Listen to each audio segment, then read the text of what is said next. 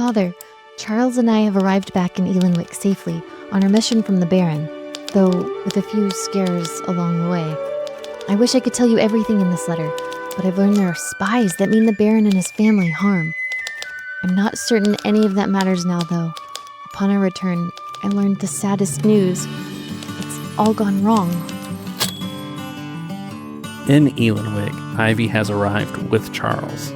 So Ivy and Charles are sitting in a booth in the Dicey Cantina. They have just returned from the harbor master to learn that Ivy's one lead on where James was is listed as lost at sea. She was recently attacked by, as Charles said, Garian spies on the train, but there hasn't been a lot of opportunity to finish the discussion on that topic. Charles seems lost in thought as Ivy sits with him. Where'd you go, Charles? Miss Cunningham, I'm sorry. I was excited to meet young Master James, and now he seems lost at sea. It's distressing. Charles, what does that usually mean? Missing, like, can they find it? Lost at sea tends to be really bad. They maybe ran aground on an uncharted island. They were off course. Maybe sank. Hard to know. Is someone looking? How long has it been missing? The sun was going down. There wasn't anyone to talk to at the harbor master's. Frey, maybe that's a good idea. Maybe we should speak to the harbor master in the morning when the shop reopens. I have just as much information as you do on a sheet of paper that says lost at sea. How long ago? Is someone looking for them? Where were they last seen? If no one's looking, we need to fix that. Find a map. Look at the closest thing. We can't just give up. That's not okay. I agree, Miss Ivy. I think you're on the right track. Those are all very excellent questions. And how we know that we saw that it was at Breath and then was heading west. It has lost contact with everyone. We can't do nothing, and I don't know what to do. Do we have ships at our disposal? We have to try. I do have an allowance from the Baron, a very generous one, to see this through to the end. You had told us that he was on a ship, and so I figured we would have to leave. But I don't know that there's much more we can do tonight. Where do we go? It may be best take a walk, clear our heads, get some shut-eye.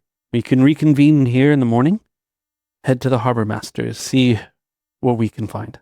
Getting a room here too? The vacancy sign is crossed out. I'll have to head a little further in to find a room for the evening.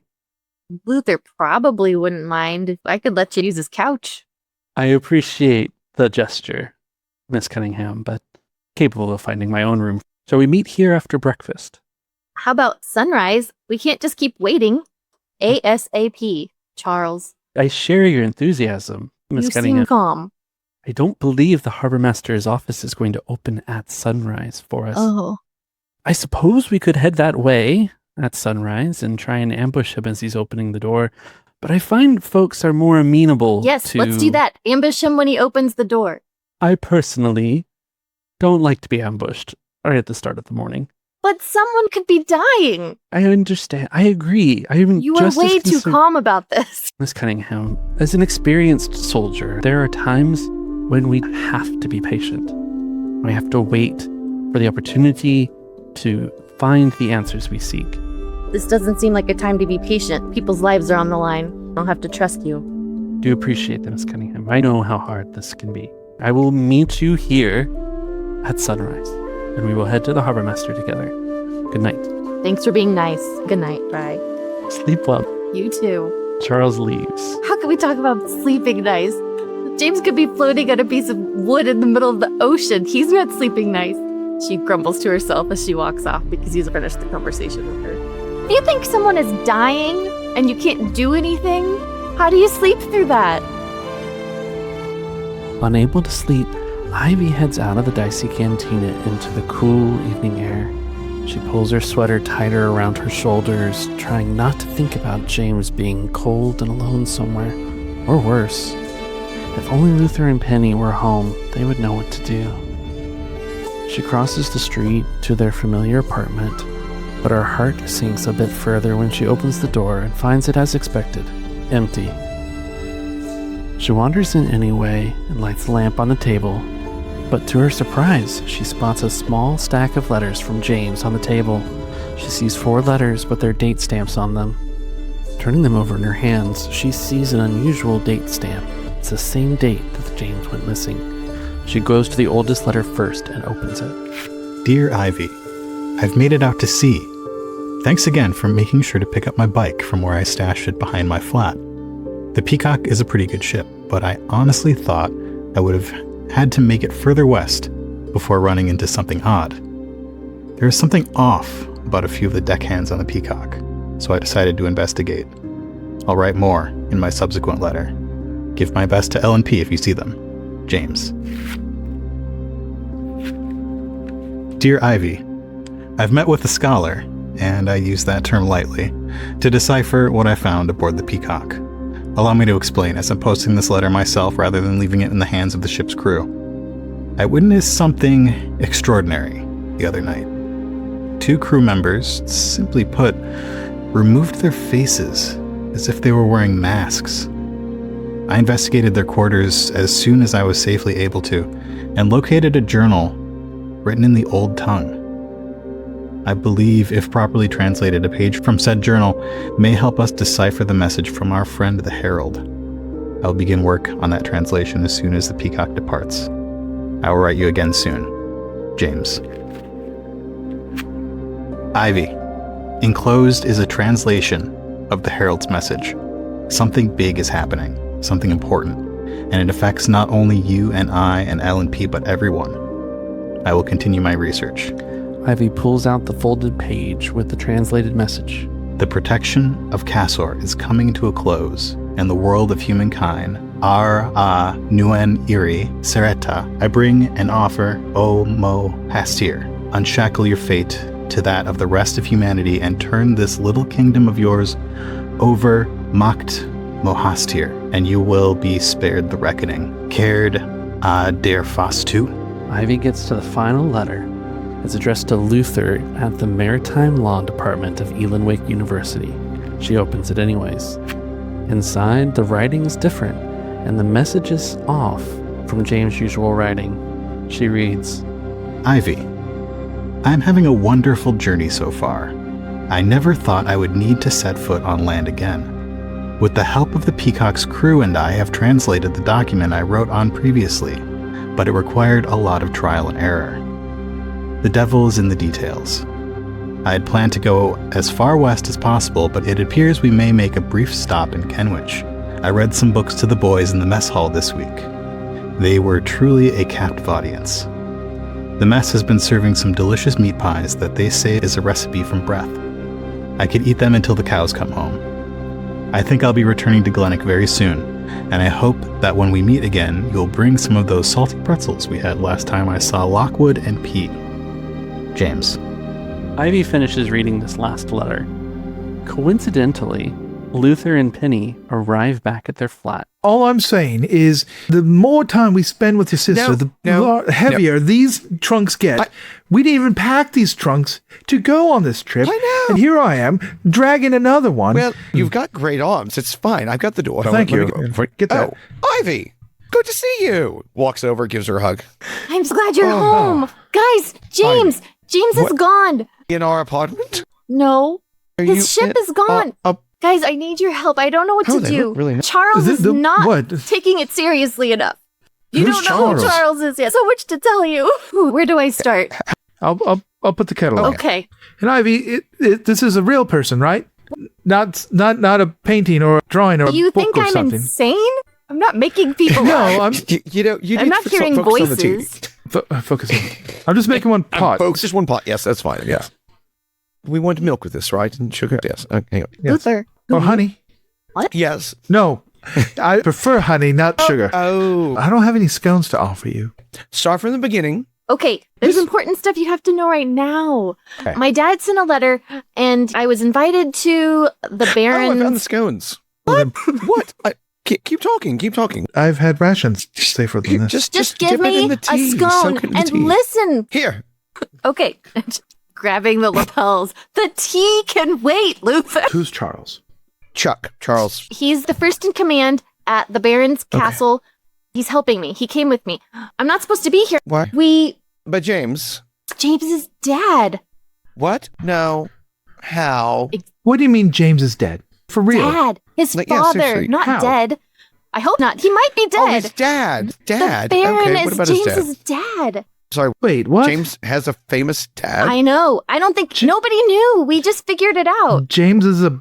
Wait, James is gone. He's a son of a baron. Yeah. none of us knew about. Nobody. He didn't know it. They don't. James doesn't know. Wait, Still, I have what? to tell him. What's up with Doesn't James? You were very adamant about James not being around. What's going on? At the castle, I found out the Baron's son is our friend. The Baron didn't know either, but we figured it out. He wants to meet him. He lost his son, and it's James. It's blowing my mind. We came back. Charles came with me. The Baron sent Charles to help. I thought I could find him because I knew where he left from the dock. Just a little bit ago tonight, we were at the harbor, and it says his ship is missing. Charles says that's really bad. I'm really scared. Wait, missing as in like lost at The sea? ship is or missing. kept- Please tell me that's not as Well- bad as he made it sound. We have a merchant marine that could explain that part. If he's lost at sea, it could be many different things. Well, Could be one, off he course. could be, of course, he could be in a storm. He could have It could found be himself. delayed. Delayed doesn't sound beautiful- like missing. But the letters, guys. He What? wrote letters and I was reading Okay. them. Normally You sent send all letters. He sends letters to you, Yeah, right? there's some weird stuff in here. And he didn't want everybody Okay. to know. All right, put them on the table. Move the scones. Move the tea, please. Here, Have let me- room. She's about to Yep, start fine. crying. I'm so glad you're home. Please make this better. Put them in chronological order. The first ones were really short, annoyingly short. And the last one got long and weird and makes no sense. Okay. Pretzel. Well, let's start from the beginning. Let's see what we got here. Look, I'm going to teach you something. Okay. When you're doing an investigation, Yes. you always start with a baseline. Like, So once you know what a baseline is, like these letters, right? So you're sending out these letters and you're noticing something's wrong. You have to see what's consistent with the other letters. That way you have a baseline. And then you compare that to the last letter. So you lay out the letters in chronological order. Ivy remembers the weird one has a significant date. It's odd to have written a letter from the very day that you're supposed to have vanished from the world. this last one tells us it's the same day he disappeared. That's got to be helpful, right?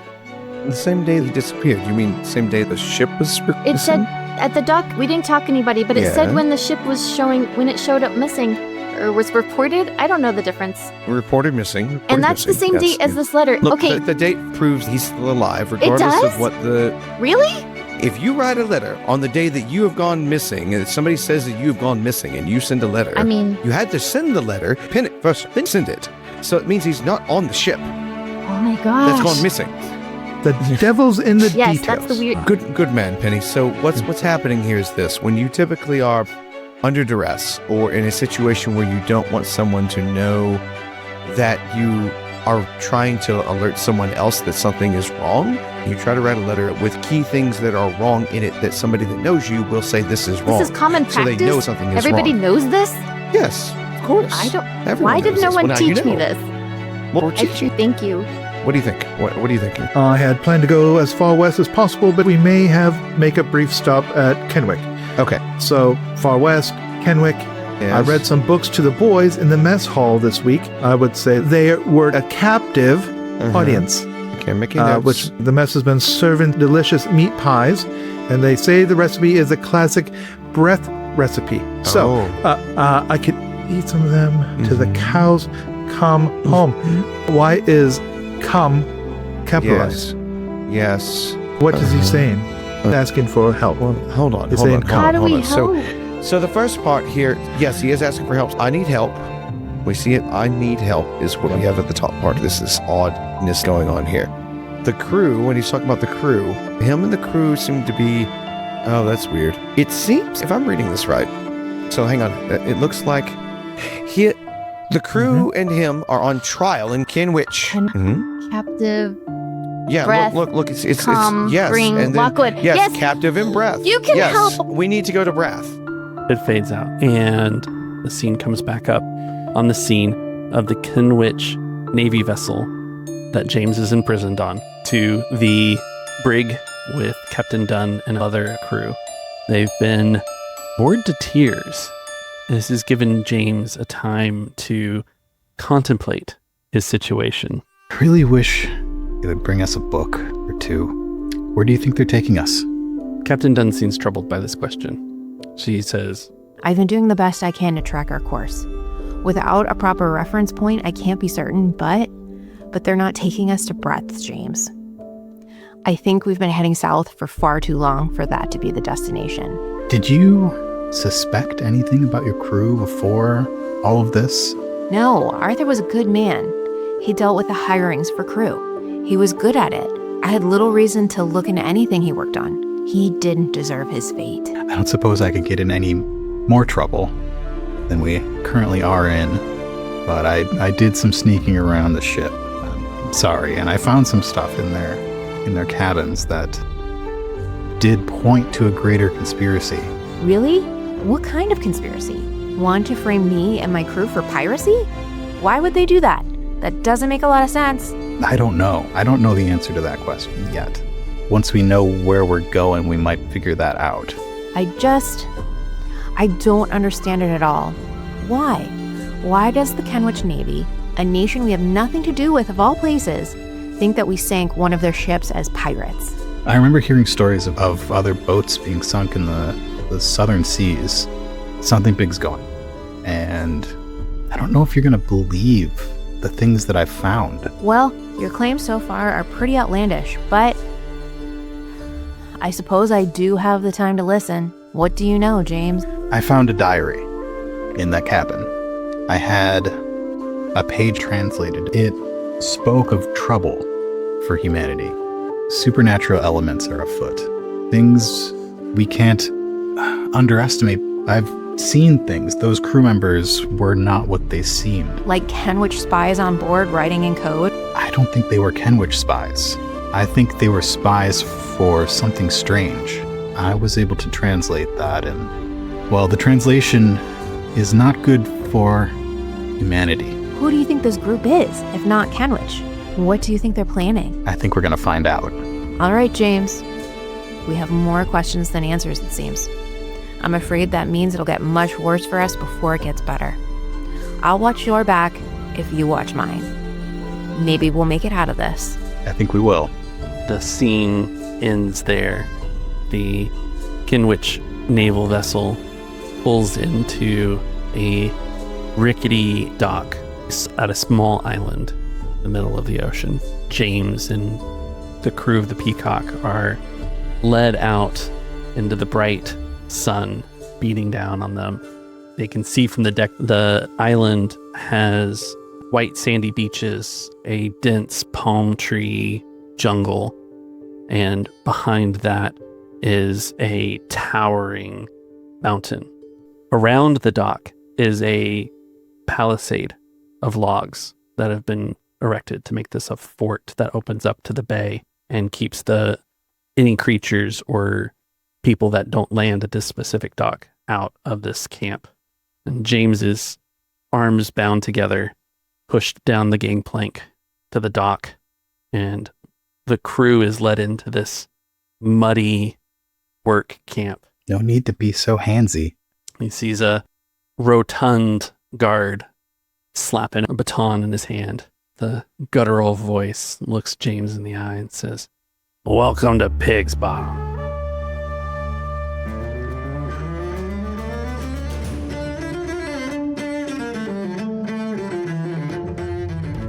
Thank you for listening to the latest episode of the Foxglove Letters. We hope you've enjoyed the adventure so far and can't wait to see where the story goes. Before we go, we want to let you know that we love hearing from our listeners. If you have a question for our players, their characters, a comment on the story, or just want to say hello, drop us a line at diceycantina@gmail.com. You can also follow us on Instagram and YouTube at Dicey Cantina for behind-the-scenes artwork and world building. Or if you just prefer to chat, join the Discord. Links to everything are in the show notes. If you're enjoying the show, please consider giving us a 5-star rating and review on your favorite podcast platform, as it helps us grow the show and reach more listeners. The Foxglove Letters is a creation of Dicey Cantina, playing Genesys by Edge Studio. Until next time, dear listeners, don't forget the words of Mr. Cunningham when he said, "Don't just watch the world pass you by. Reach out and grab the stars."